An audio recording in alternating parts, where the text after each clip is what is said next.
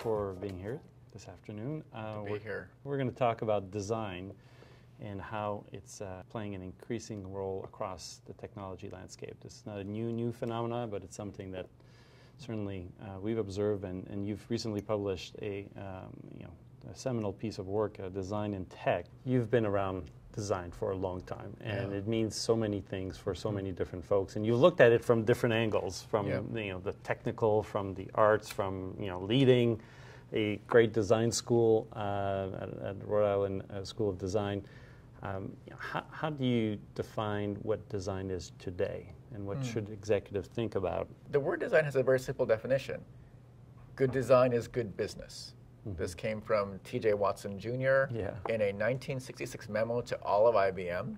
Certain kinds of design has strategic value. It has a multiplier effect. It is design that can be instrumented, and a design where the process is changing because you are now saving time.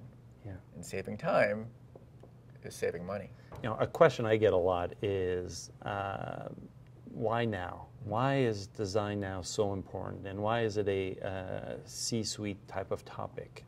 Moore's law's efficacy is dwindling. We have enough processing power, therefore we aren't driven to buy it because it's faster or has more memory. So now we have to buy it because how it makes us feel. But not only that, Steve Jobs died.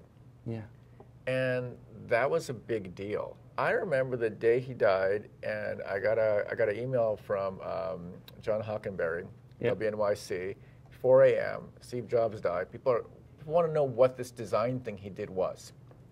I remember that moment. I was on radio at 5 a.m. on NPR, and I realized no one really knew what this thing was that he had marketed as being magical design, and began to want to understand it. So Moore's law's dwindling thing, and that big moment. I think that's what's catapulted all this here. I'd add a few other things. One is the advent of mobile is fundamentally changing the need to think about design and the interaction and the experience in a pretty substantive way. And the last one is we just have a new generation of folks who are being trained on this. And I think that's good. It doesn't mean that immediately at the C-suite people are going to wake up and say this is important. It's just that you now have expectations of solving problems differently, and that is now embedded in both how they got educated, but also what they're using in terms of products out there.